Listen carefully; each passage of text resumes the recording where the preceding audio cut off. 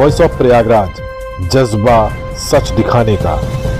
Allahabad high court में मथुरा व शाही ईदगाह मस्जिद मामले में आज सुनवाई होनी थी, जिस पर सुनवाई के दौरान कोर्ट ने अगली तारीख 22 फरवरी मुकर्रर की है। कोर्ट के बाहर निकलने पर हिंदू पक्ष की वकील रीना एन सिंह ने इस बारे में विस्तार से बताया। आपको आइए सुनाते हैं उनका पूरा बयान। देखिए, लगभग 1.5 घंटे तक सुनवाई चली और जो अगली सुनवाई है वो 22 फरवरी की है।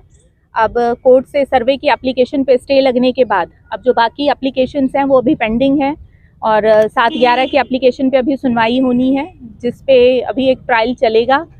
और जैसा कि अगली 22 फरवरी को डेट है, तो आज जो मेन सबसे गंभीर मुद्दा ये रहा कि कुछ हिंदू पक्ष के लोगों ने ही गलत तरीके से एप्लीकेशंस लगाने की कोशिश करी। हालांकि उन्होंने लगाई भी हैं, जिसके ऊपर की जो बाकी पक्षकार हैं उन्होंने काफ़ी अपनी कठोर आपत्ति दर्ज कराई और हम रिटर्न में भी ऑब्जेक्शंस देंगे। तो एक पूरे तरीके से, एक हिडन तरीके से पूरे मामले को हाईजैक करने की कोशिश की जा रही है, जिस षड्यंत्र के अगेंस्ट हम सब एकजुट हैं।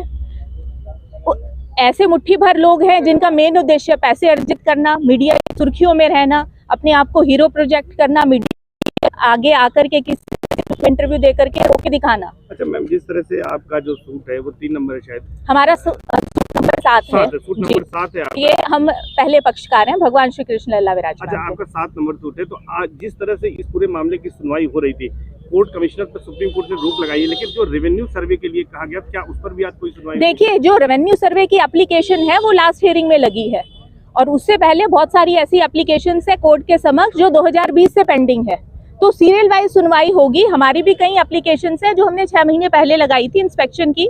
ऐसा नहीं है कि कोर्ट सर्वे की एक ही एप्लीकेशन है। अच्छा, मुस्लिम पक्ष ने जो आपत्ति की थी कि मथुरा से सभी याचिकाओं पर यहाँ सुनवाई की जा रही है, उस पर भी सुनवाई हुई है? नहीं, उस पर कोई सुनवाई नहीं हुई, क्योंकि वो मामला सर्वोच्च न्यायालय में है और जैसा कि कल सर्वोच्च न्यायालय के अंदर इस मुद्दे पर हियरिंग थी और 1 अप्रैल की डेट फिक्स होगी। यहाँ पर कब सुनवाई होगी? यहाँ पे अगली सुनवाई 22 फरवरी को होगी, क्योंकि यहाँ पे ट्रायल चल रहा है, ट्रायल ही चलेगा, ट्रायल पे सुनवाई होगी। अच्छा, जिस तरह से सभी याचिकाओं को, करीब 15 याचिकाओं को कंसोलिडेट कर दिया गया है, तो लगभग सब में एक तरह की मांग है, तो उस पर आप लोग का क्या रुख है? देखिए, सब अपनी तरह से तथ्य रखने की कोशिश कर रहे हैं और जैसा कि मैंने कहा कि कुछ मुट्ठी भर लोग हैं जो इस पूरे मामले को हाईजैक करने की कोशिश कर रहे हैं। अगर हम इसको एक साफ सुथरे तरीके से देखें कि करीबन 18 एप्लीकेशंस हैं जो 2020 से मथुरा कोर्ट में चल रही थी, तो बहुत से ऐसे लोग हैं कि जो केस का जो मूल रूप है उसे बिगाड़ना चाह रहे हैं, स्ट्रक्चर बिगाड़ना चाह रहे हैं अपने पर्सनल हितों के लिए। तो उस चीज़ को लेकर के हमने कठोर आपत्ति दर्ज कराई है और हमने कोर्ट से ये प्रार्थना करी कि सीरियल वाइज जैसे उनके पास एप्लीकेशंस पेंडिंग है, ऐसे ही माननीय न्यायालय उन पे अपना फैसला सुनाए और एप्लीकेशंस का डिस्पोजल करे। तो 22 फरवरी को होने वाली अगली सुनवाई में रूल 7 और 11 पर सुनवाई होगी? जी बिल्कुल, रूल 7 पे एप्लीकेशंस जो है, जो मुस्लिम पक्ष ने वाद को निरस्त करने के लिए एप्लीकेशन डाल रखी है, इसके ऊपर, हाँ जी, उसके ऊपर आर्गुमेंट्स होंगे अगली बार जी। और एक ऑर्डर 1 रूल 8 की एप्लीकेशंस है, उस पे भी हमने आपत्तियां दर्ज कराई है, उसे भी विचार माननीय न्यायालय के समक्ष वो भी विचाराधीन है। ऑर्डर 1 रूल 8 क्या है? ऑर्डर 1 रूल 8 में देखिए, जैसा भी मैंने पहले बताया कि कुछ मुट्ठी भर लोग हैं जिन्होंने इस पूरे मामले को गलत रूप देने की कोशिश करी है। उन्होंने एक ये एप्लीकेशन लगाई कि भगवान श्री कृष्ण लल्ला विराजमान मुस्लिम पक्ष के ही रिप्रेजेंटेटिव हैं, जिसपे पहले उन्होंने नाम नहीं बता रहे थे कि कौन पक्षकार हैं, पर आर्ग्यूमेंट के द्वारा